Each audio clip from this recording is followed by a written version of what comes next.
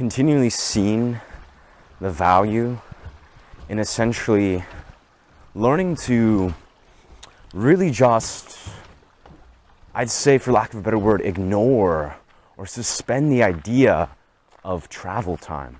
Now, this is a thing I think is very, very difficult for a lot of people to really wrap their minds around, to really process, for good reason. Time is valuable. You know, each of us, we have unique schedules, unique priorities, unique routines and rituals.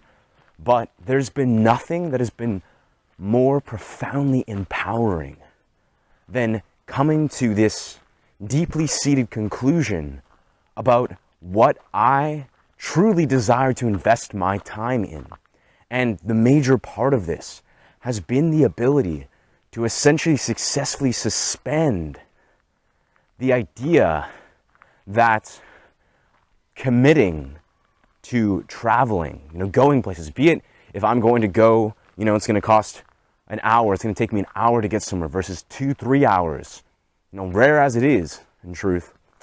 But the idea is that I've found infinite value in integrating this mentality. And this is essentially came from, for one, living in Westwood. This is probably the first, tier of this, of experiencing, okay, I have to, even in the most ideal circumstance, it takes me usually about 40 minutes to an hour to travel to most places I want to go to. But as I found working in the film industry, this would often be, an hour and a half to get to places. And as of late, sometimes it's 2 hours, sometimes it's 2.5 hours.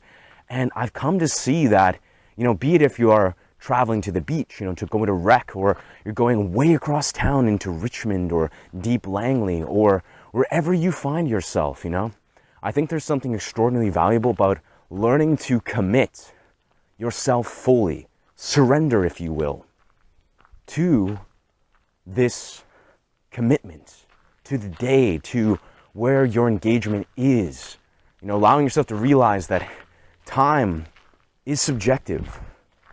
We make this up. We simply do not need to emphasize it so intimately. Now, surely, yes, you have to be intentional with your time. You want to be conscious of your time. You want to be in a place where you value your time.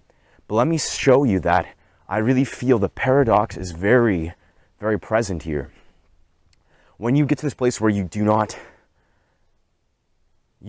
emphasize so deeply the simple quantity of time, but you understand what quality is engaged when you allow yourself to go to places that may seem out of your reach, out of your grasp. And this is what I really want to speak to, very simply.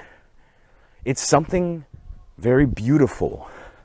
Now, for some, maybe, you have a very fast car, or maybe, you fly places, or you have a helicopter, and you understand a different relationship with time.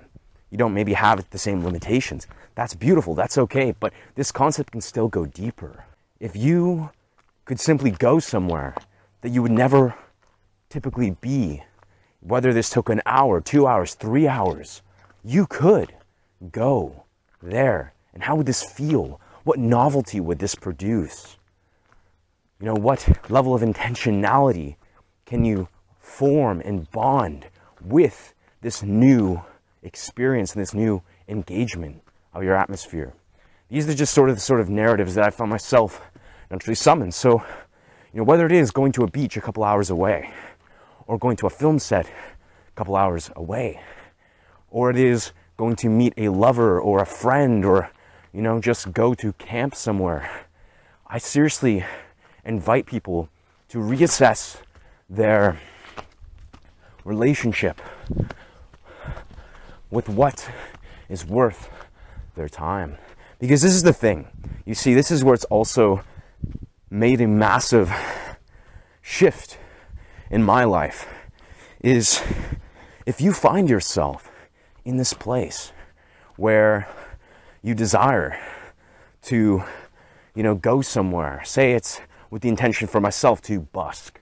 This has been a massive game changer for me, where when I've gone to travel to places like Waterfront, Commercial Drive, parts of Kitsilano, or just, in my backyard in Coquitlam, like 10, 20 minutes away.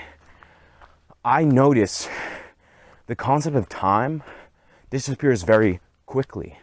And with this intention, I'm bringing my instruments, I'm setting up a space, I'm entering this portal, this performance portal, where I'm simply there to be present and create an experience for the collective stream of the universe, whoever is there. And the idea is that I can do this anywhere. I could go down to Horseshoe Bay with the intention to make money here, go down to Granville, or wherever I desire to be, right?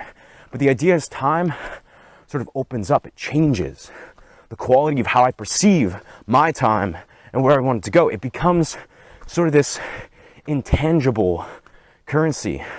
It's this idea that the tangibility of being like, okay, it's an hour, it's 2 hours, this is what I'm getting out of it, seriously, is like absolutely priceless. Like the moments, and this is the kind of core crux of what I want to really just emphasize, is time is indeed something that is valuable, but some experiences, some moments, some abilities to transcend, step outside of your concurrent reality, these are priceless. These are beautiful, beautiful experiences that are just waiting for you to break open your belief systems, to offer this new relationship with the way you experience and perceive your time. So whether you are feeling inclined, whether you're entertaining the options of where you can go, what I'm simply inviting you to do is to realize what is worth your time and realize what's on the other side of what you perceive your time is limiting you to. That is, if you're going to go somewhere, why not go an extra hour to somewhere magnificent? Why not commit to go on a grand adventure, to really commit and devote yourself to this day, right? Because I think for a lot of us, myself included for many years, time scarcity is certainly a thing. The means of being in this place where time feels like there's never enough, like we never feel like our time is valued, and we're in this place where we have very limiting belief systems relating to time. So this is just what I am feeling right now, and I'd love to invite you to reflect on.